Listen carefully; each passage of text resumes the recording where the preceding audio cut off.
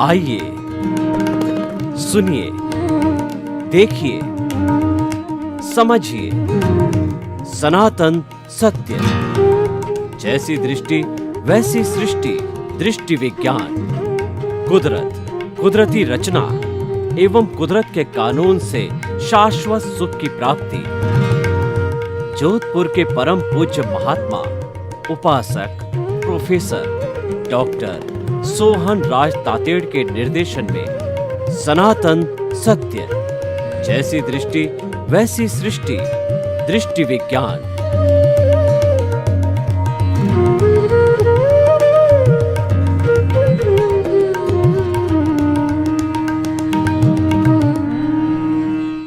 भाइयों और बहनों, मातृशक्ति को नमन। आज का अति उत्तम विषय सकारात्मकता एक सफल जीवन। Positivity, positive thinking is a successful life. जो व्यक्ति हर क्षण सकारात्मक सोचता है वह जीवन में सफल होता है। सकारात्मक सोचते ही हमको सकारात्मक एनर्जी इस पूरे ब्रह्मांड से हमारे सहस्त्र सार में आती है और हम पॉजिटिव थिंकिंग करना चालू कर देते हैं। हम नेगेटिव थिंकिंग करते हैं तो नेगेटिव एनर्जी हमारे सहस्त्र सार में आती है और हम नकारात्मक सोचते हैं। नकारात्मक सोच जो होती है दूसरे के अहित की सोच होती है, किसी का बुरा करने की सोच होती है, किसी के प्रति घृणा, निंदा, राग, द्वेष, उसका बुरा हो उसका चिंतन करने की वो सारी नेगेटिविटी होती है। नेगेटिविटी होते ही हमारा मस्तिष्क है वो भारी पड़ जाता है और हमारे भीतर जो हार्मोन्स हैं वो नेगेटिव हार्मोन्स खड़े होते हैं जो एक जहर का रूप होता है। हमारा सारा ब्लड है जहरीला बन जाता है। जैसे क्रोध, अहंकार, माया, लोभ, ये चार बड़ी नेगेटिविटी है। इनको कषाय कहते हैं। कषाय मतलब ये रंगे हुए होते हैं। तो रंगे हुए होने के कारण जब हम इन चीज़ों का चिंतन करते हैं तो हमारा ब्लड जो है वो जहरीला बन जाता है, क्योंकि उसमें हार्मोन्स जो है नेगेटिविटी के आ जाते हैं। इसके विपरीत अगर हम पॉजिटिव सोचते हैं, हमारे भीतर प्रसन्नता आती है, आनंद आता है और हमारे हार्मोन्स है इस खून को शुद्ध करते हैं। हमारे भीतर उत्साह का संचार होता है, हमारे भीतर कुछ करने की लगन होती है, कुछ आगे बढ़ने की इच्छा होती है और हम जो है बहुत अच्छा फील करने लग जाते हैं, जिसको कि गुड फील कहा जाता है। देखिए, सकारात्मक और नकारात्मक रात और दिन का अंतर है। नकारात्मकता रात है, ये हमारा अज्ञान है। सकारात्मकता प्रकाश है, दिन है और ये हमारे जो है वो कर्मों को काटने का एक साधन बन जाता है। नकारात्मकता से कर्म बंधन होते हैं। हमारी भारतीय संस्कृति में 18 तरह के मुख्य नकारात्मक भाव होते हैं। प्राणातिपात, मृषावाद, अदत्तादान, मैथुन, परिग्रह, क्रोध, मान, माया, लोभ, राग, द्वेष, कलह, अभ्याख्यान, पैशून्य, परपरिवाद, रतिरति और माया, मर्षा, मिथ्या दर्शन, शल्य, पाप। ये हमारे भीतर जो है आते हैं, इसका चिंतन आता है तो हम कर्मों का बंधन करते हैं।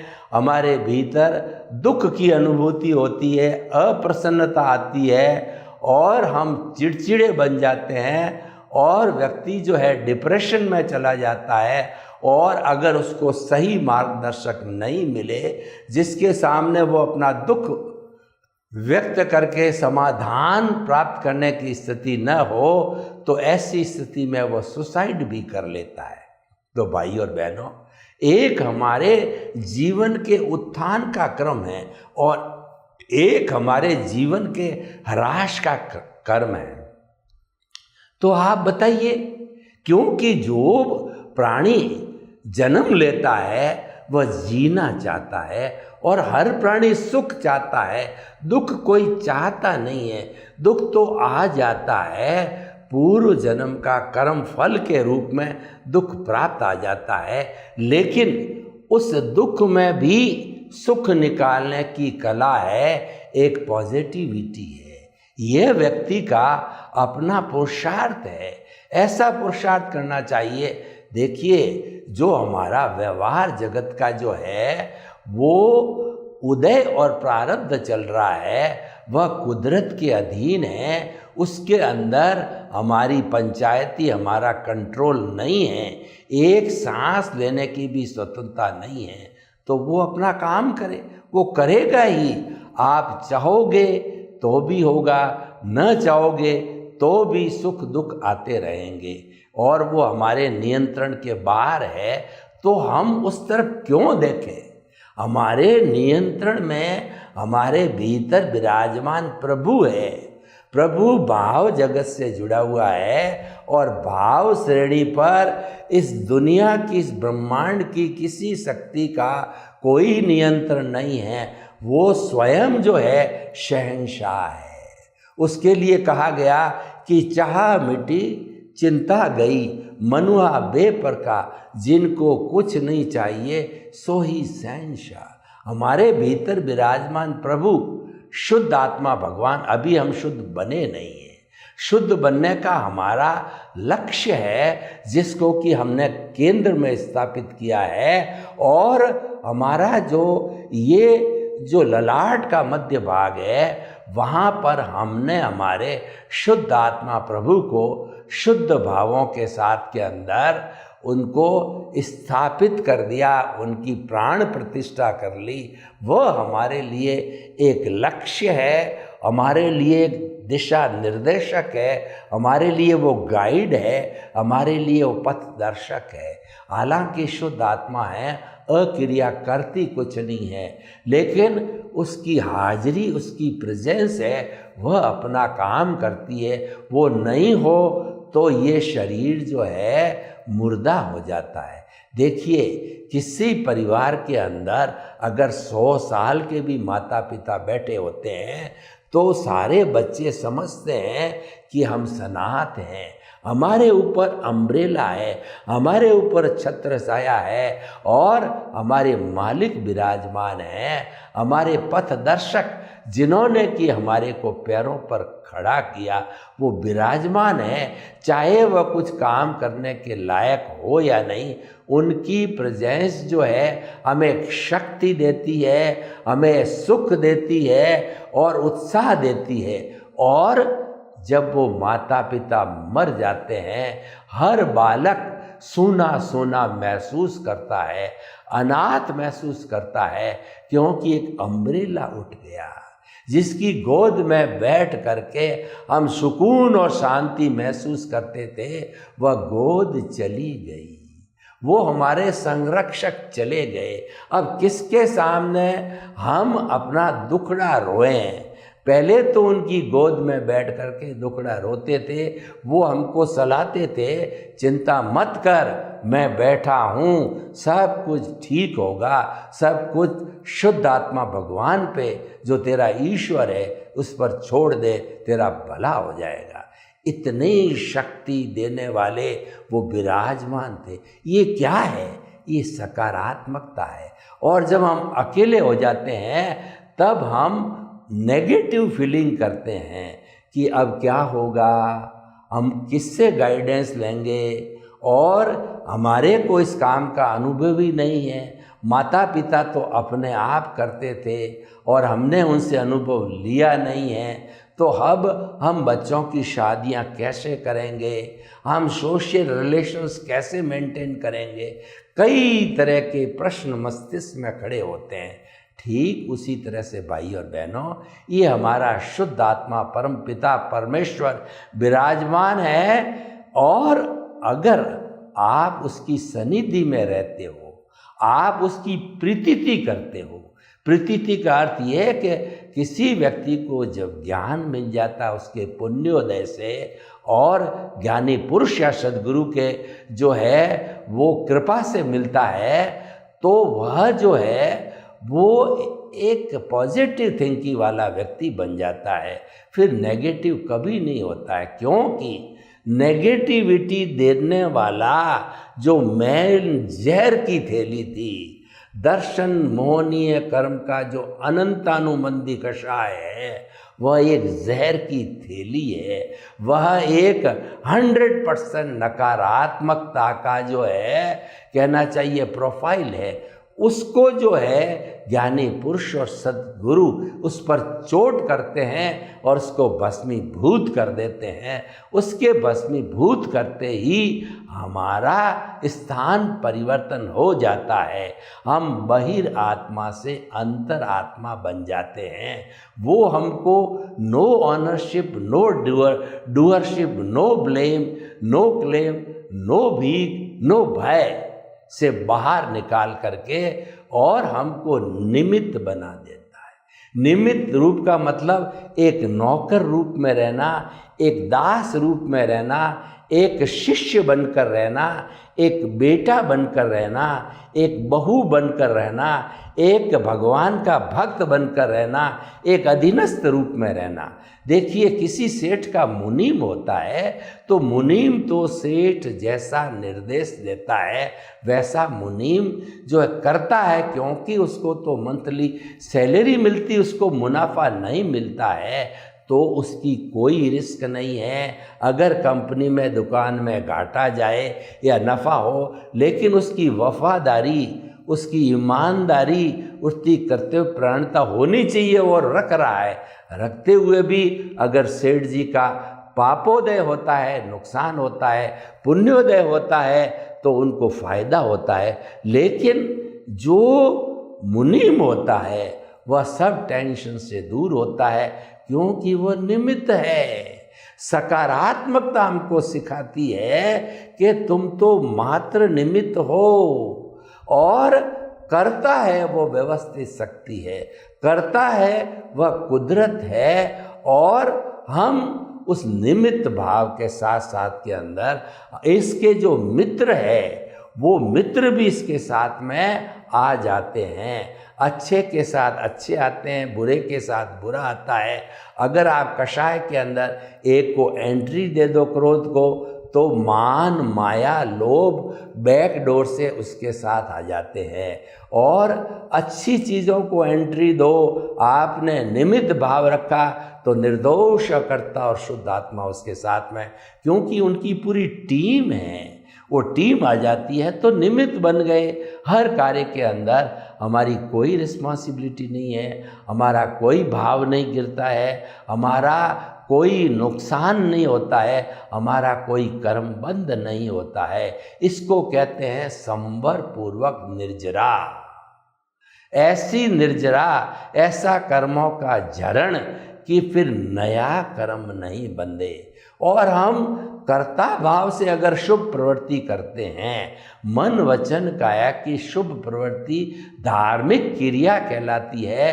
हर धार्मिक क्रिया के साथ में निर्जरा तो होती है क्योंकि वो धार्मिक है, लेकिन निर्जरा के साथ के अंदर पुण्य का बंध होता है। कैसे होता है कि हम अगर गेहूं की खेती करते हैं गेहूं के लिए, तो गेहूं को उगाते हैं और गेहूं बड़ा होता है, उसके साथ खाकला, उसका प्रोटेक्शन, उसका छिलका उसके ऊपर होता है, वही गेहूं को पकाता है। और गेहूं पकने के बाद में उस खाकले को अलग कर दिया जाता है, वो बाई प्रोडक्ट है। हमने खाकले के लिए जो है गेहूं की खेती नहीं की है, हमने तो गेहूं के लिए गेहूं की खेती की है। तो उसी तरीके से जो हम शुभ प्रवृत्ति करते हैं, धार्मिक प्रवृत्ति कहलाती है, वह बंध पूर्वक निर्जरा है, क्योंकि उस निर्जरा के साथ के अंदर आपका कर्ता भाव छिपा हुआ है। और उस कर्ता भाव, हालांकि कर्ता भाव शुभ प्रवृत्ति कर रहा है, धार्मिक प्रवृत्ति कर रहा है, लेकिन कर्ता भाव है, निमित्त भाव नहीं है। इस कारण से बंध पूर्वक निर्जरा होती है। तो भाइयों और बहनों, सकारात्मक भाव हमको मुक्ति की ओर ले जाते हैं, नकारात्मक भाव हमको संसार भ्रमण में भी ले जाते हैं, और हम अति नकारात्मक बन जावें, पंचेंद्रिय वध कर लें और हम मांस का भक्षण करें, मांस को बेचें, तथा जो है हम बहुत बुरे बुरे कार्य करें, तो हमको 7वीं नारकी तक भी जाना पड़ सकता है, यातनाएं झेलनी पड़ती है। और शुभ प्रवृत्ति हमारी बहुत अच्छी होती है तो पुण्य इतने इकट्ठे हो जाते हैं कि मनुष्य भाव में वो भोगे नहीं जा सकते। उन पुण्यों को भोगने के लिए देव गति मिलती है, लेकिन देव गति और जो मनुष्य गति ये शुभ गतियां हैं, लेकिन फिर भी ये संसार में भटकाने वाली है। हमारी जो शुभ प्रवृत्ति है वह सोने की बेड़ी है, और हमारी अशुभ प्रवृत्ति है वह लोहे की बेड़ी है, क्योंकि पुण्य पाप साथ में होता है। तो इस कारण से दोनों बेड़ियां हैं, पुण्य और पाप दोनों को काटना पड़ेगा। इसका अर्थ है कि हमें संवर पूर्वक निर्जरा करनी पड़ेगी। संवर पूर्वक निर्जरा आत्मज्ञान के साथ होती है और विज्ञान से होती है। वो दृष्टि का विषय है, वो क्रिया का विषय नहीं है। हमें मोक्ष में जाने के लिए करना कुछ नहीं है, ऑब्जर्वर बनना है। हम जो मन वचन काया तथा उससे जुड़ी हुई हर प्रवृत्ति मात्र कुदरती रचना है, जो व्यवस्थित है और प्रीडेस्टिन्ड है और वो फिक्स है। अगर इसकी साधना करें, मन वचन काया की आने वाली हर प्रवृत्ति को कुदरती रचना लगातार 48 मिनट्स तक रखें, 48 मिनट्स तक हम आत्मज्ञान करें इंटरप्टेड। उस समय में हमारा कोई ध्यान इधर उधर न जाए। जैसे कि एक दीपक की लौ होती है, वो एकदम जलती रहती है, कभी जो हवा के झोंके से लेफ्ट राइट होती है वैसी नहीं होनी चाहिए। 48 मिनट्स तक जो है वो निरंतरता इंटरप्शन पूर्वक होती है। तो ऐसी स्थिति के अंदर केवल दर्शन की प्राप्ति हो जाती है, जो कि हमारा हाईएस्ट रियल पुरुषार्थ होता है। और केवल दर्शन का अर्थ हुआ कि हाईएस्ट पुरुषार्थ के बाद में हमारी प्रतिष्ठित आत्मा समाप्त हो जाती है, मन समाप्त होता है, और जितना भी हमारा जो है कहना चाहिए जो मिथ्या ज्ञान, मिथ्या दर्शन, मौन या कर्म है, वो पूरा इरेज होकर के हम अगले बर्थ में केवल ज्ञानी बन कर के सिद्ध बुद्ध मुक्त होकर के सिद्ध शिला के अंदर हमारी आत्मा विराजमान हो जाती है, वह ईश्वर बन जाती है, वो अनंत ज्ञान, अनंत दर्शन, अनंत शक्ति, अनंत सुख का धाम बन जाती है। और उस आनंद के साथ वह कभी भी दुख भुगतने के लिए सर्व कर्मों से वो मुक्त हो जाती है।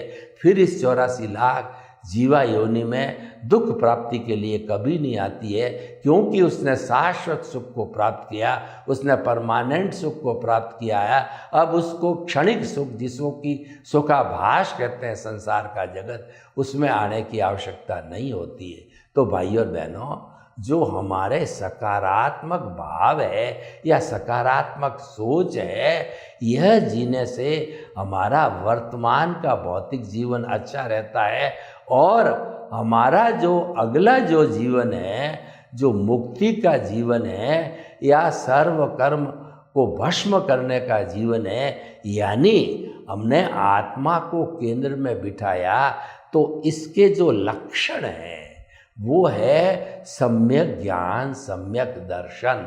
इसकी एप्लीकेशन होती है तभी हम कुदरती रचना देखते हैं। मिथ्या ज्ञान, मिथ्या दर्शन और मोहनीय कर्म की एप्लीकेशन हो जाती है तो हम देहाध्यास में इस शरीर के अकाउंट में चले जाते हैं। सम्यक ज्ञान, सम्यक दर्शन की एप्लीकेशन से हम सीधी कुदरती रचना देखते हैं और हमारा ये सम्यक ज्ञान, सम्यक दर्शन डेवलप होता रहता है। 48 मिनट्स तक निरंतरता जो है हमारी, अगर सम्यक ज्ञान, सम्यक दर्शन में रहें, आत्मचिंतन में रहें, कुदरती रचना देखते रहें तो हमारा काम बन जाता है, केवल दर्शन हो जाता है। तो भाइयों और बहनों, जो आज का विषय है सकारात्मकता एक सफल जीवन है, तो हमें कभी भी नकारात्मकता की ओर जाना नहीं चाहिए। और जाना न जाना हमारे हाथ में नहीं है, वो तो कुदरत संजोग जुटाती है, और वह भी अपने मन से संजोग नहीं जुटाती है। वो तो हमारा पिछले जन्म का जैसा उपादान है, पिछले जन्म का जैसा भाव है, जो कि इस जन्म के अंदर द्रव्य कर्म बन गए, क्योंकि जो भाव हमने डाले, शुभ या अशुभ या शुद्ध भाव, शुद्ध भाव से तो कोई भी जो है हमारे कॉज नहीं पड़ते, शुभ और अशुभ से जो कॉज पड़ते हैं वह कॉजल बॉडी बनती है। और वो causal body next birth, causal body के लिए जो है हमारा वर्तमान का ज्ञान दर्शन, पिछले जन्म का ज्ञान दर्शन, इंटरेस्ट और इंटेंशन, और हमारा अंतःकरण, मन बुद्धि चित्त अहंकार, पूरा सिस्टम मिल कर के, और वह जो है हमारा कॉज बनाता है, उस पर कोड चढ़ता है, तो वह कर्म बन करके कॉजल बॉडी बनती है। तो भाई और बहनों, हम ये कहना चाहते हैं, आप तो जीवन का एक लक्ष्य बना दीजिए कि मैं कभी नकारात्मकता की ओर नहीं जाऊंगा। इसका अर्थ यह है कि दुख में से सुख निकालने की कला। कैसे? देखिए, मान लीजिए आपको बुखार आ गया, तो बुखार आने के बाद के अंदर वायरल हो गया, आपने डॉक्टर को दिखाया, 4-5 दिन के अंदर आपने एंटीबायोटिक इत्यादि लेकर के आप स्वस्थ हो गए। आप ईश्वर का शुक्रिया अदा करो कि मैं 3-4 दिन के अंदर ये जो मेडिसिन लेकर के शुद्ध हो गया, और बीमारी इससे भी भयंकर आ सकती थी, कोरोना महामारी हो सकती थी, और कोई बड़ी बीमारी हो सकती थी। प्रभु आपका धन्यवाद, भगवान आपका धन्यवाद, मेरा थोड़े में छुटकारा हो गया। ये दुख में से सुख निकालने की कला है। किसी चीज़ के अंदर अगर प्रॉफिट आपका 5% हुआ, उसी में ही सुखी रहिए। आप जो तुम्हारे पास में है उसी में सुखी रहना सीखिए, वो सकारात्मकता है। आपके सामने एक पानी आधी भरी हुई गिलास है, इसको 24 आवर्स अपने बेडरूम में रखिए। और सकारात्मक का एक सटीक उदाहरण है, आप सोचते रहिए कि गिलास आधा भरा हुआ है। यह कभी नहीं सोचिए कि गिलास आधा खाली है। आधा खाली सोच का मतलब नकारात्मक भाव है। आप उस चीज़ की इच्छा कर रहे हो जो आपके पास नहीं है, उसको पाने की इच्छा कर रहे हो। और भरा हुआ गिलास का अर्थ हुआ है कि सकारात्मक सोच है, आपके पास जो है, जितना भरा हुआ है आपके घर में या आपके बैंक के अंदर, उसके से आप संतुष्ट हो जाओ कि मेरे तो इतना बहुत है, इससे मेरा और मेरे परिवार का अच्छा गुजारा चल सकता है। ईश्वर को धन्यवाद दो कि साधु ऐसा चाहिए। ईश्वर को धन्यवाद दो कि साईं इतना दीजिए जामे कुटुंब समाए, मैं भी भूखा ना रहूं और साधु न भूखा जाए। आपका बहुत बहुत धन्यवाद ईश्वर कि आपने मुझे इतना दे दिया है कि मैं और मेरे परिवार का भरण पोषण आराम से होता है, और मेरी कोई सामाजिक दायित्व है, देश का है, समाज का है, राज्य का है और गांव का है, या जो है मेरे अतिथि देवो भव का है, मैं आराम से उसकी पूर्ति कर लेता हूँ। ये चिंतन है, वो सकारात्मकता का चिंतन है। इसीलिए आप हमेशा सकारात्मक सोचिए, पॉजिटिव थिंकिंग किया जाता है। मैं तो जब कभी भी बच्चों को पढ़ाता हूँ हायर एजुकेशन के, तब उनको 3 स्लोगन सिखाता हूँ। Think positive, do positive and be positive. सर्वे भवन्तु सुखिनः, सर्वे सन्तु निरामया। लोग के जीवों को सुख मिले, शांति मिले, आनंद मिले, सौहार्द मिले और हम सभी सकारात्मक सोच करके सनातन सत्य को और हम शाश्वत सुख को प्राप्त करें। आपके प्रति मंगल कामना हो।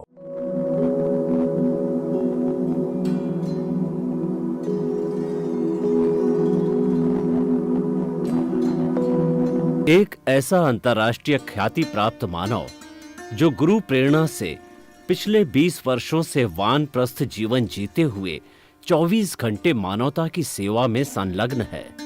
एक ऐसा मानव जो अभी राष्ट्रीय, अंतर्राष्ट्रीय टीवी चैनलों पर 7,500 एपिसोड के माध्यम से सनातन सत्य, आत्मविज्ञान एवं पुनरुत्थान व्यवहार एवं निश्चय जगत के जीवनोपयोगी विषयों पर हृदय स्पर्शी प्रवचन कर चुका है।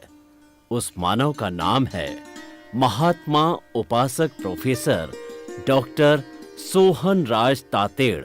प्रोफेसर तातेड़ द्वारा योग, दर्शन, शिक्षा विषयों पर रचित पीएचडी स्तर के 250 शोध ग्रंथ भारत के 100 प्रतिष्ठित विश्वविद्यालयों में शोधार्थी पढ़ रहे हैं तथा वे सभी शोध ग्रंथ वहां की सेंट्रल लाइब्रेरियों में उपलब्ध हैं। महात्मा सोहन राज ने अभी तक हजारों स्कूलों, कॉलेजों, विश्वविद्यालयों एवं संस्थाओं में सेमिनार, वर्कशॉप, कैंप लगाकर लाखों विद्यार्थियों को योग, दर्शन, शिक्षा का प्रशिक्षण देकर उन्हें सुसंस्कारित किया। डॉक्टर तातेड़ ने भारतीय संस्कृति उत्थान के 4000 से अधिक समसामयिक विषयों पर आर्टिकल लिखकर ऑनलाइन जर्नल, पत्रिकाओं, वेबसाइट्स पर प्रकाशित किया, जिसका उपयोग लाखों पाठक कर रहे हैं। उपासक तातेड़ के 5000 से अधिक आज का सुविचार, आज का शुभ संदेश, आज का मंगल भावना योग आदि चिंतन websites, Twitter, blogger, Facebook, YouTube माध्यमों से लाखों लोग अपना जीवन निर्माण कर रहे हैं। मानवता के मसीहा ऐसे महामानव महात्मा सोहन राज तातेड़ के प्रोफाइल को अभी तक विश्व के 20 लाख दर्शक यूट्यूब पर, 12 लाख गूगल पर एवं लाखों दर्शक फेसबुक, ब्लॉगर, ट्विटर और इंस्टाग्राम पर देख चुके हैं।